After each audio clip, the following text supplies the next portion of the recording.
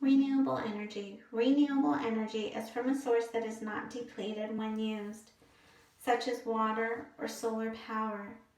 This energy cannot be exhausted and consistently renewed. This is the environmental benefit of renewable energy. According to the EPA, the San Joaquin Valley has increased in population, economic activity, and tourism. In the mid-1990s, plannings began as California's growing population put an increasing strain on its highways, airports, and conventional passenger rail lines.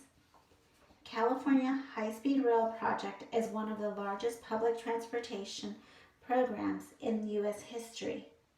There are three main points that I will cover today. First, I will cover High-Speed Rail Project. Second, economic development. And third, create a new mobility. First, let's begin with the High-Speed Rail Project. In 2008, voters approved for $9 billion for the high-speed rail in Proposition 1A. The high-speed rail is state-funded. The California High-Speed Rail Authorities plan to begin operations in the Central Valley by 2028, eventually connecting San Francisco to Los Angeles by the year 2033. The California High-Speed Rail System is the first high-speed rail system to be planned, designed, built, and one day operate in our nation. Proposition 1A and other legislations has set specific performance guidelines and standards for this project. One of them is to maintain speeds of 110 miles per hour in restricted areas in shared tracks. That means that the high-speed rail will share tracks with the Metrolink, which is found in Southern California, and in San Francisco they have the BART. And then there's also the regular trains that travel throughout our city. All these trains will share some, not all, just some of the tracks. And so where they share, that's where they will put restrictions for safety reasons. And then a minimum of 200 miles per hour where conditions permit. As the train travels through California, every city has its city limits and its restrictions, and the high-speed rail will abide by those city limits, again for safety reasons and for better economics. Financial, self-sustaining, operations and maintenance costs will fully be covered through the revenue that is generated. So as people ride the train, what they pay will go back into the cost for maintaining the operations of the train and the maintenance of the train. Now I'd like to move on to the second point, which is economic development. Zero emission trains will be powered by 100% renewed energy. All train stations and facilities will be designed to be net zero energy. High-speed trains can move people farther and faster with zero emissions. Jobs have been created. So far, over 3,000 construction jobs have been created,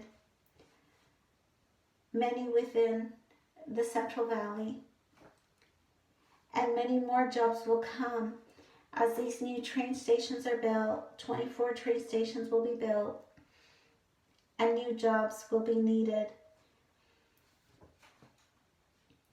1,200 trees have been planted.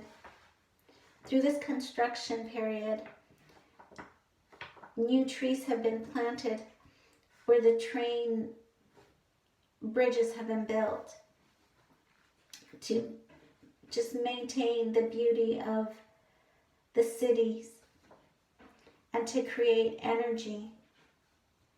97% of construction waste has been recycled to date, as old abandoned structures are being torn down, as streets are being torn down, and old bridges are being torn down.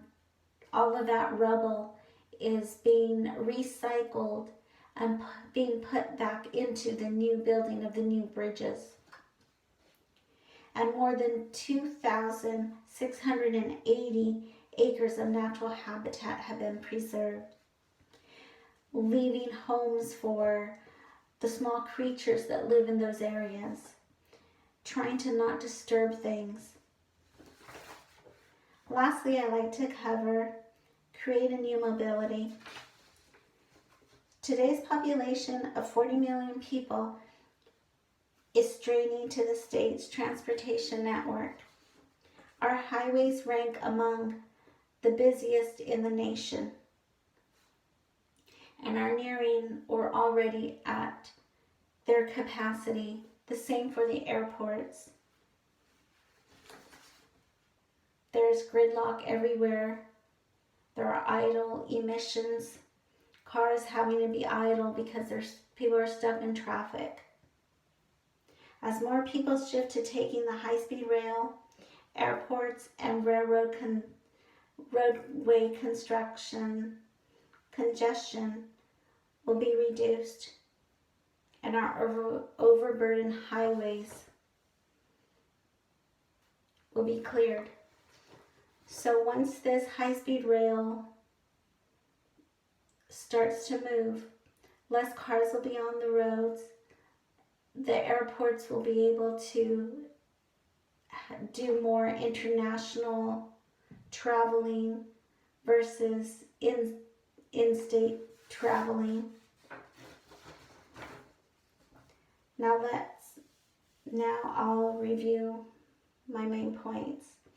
I went over high-speed rail project, economic development, and create a new mobility. As California population rises and our economic continues to grow, the high-speed rail will meet every one of those needs. Thank you.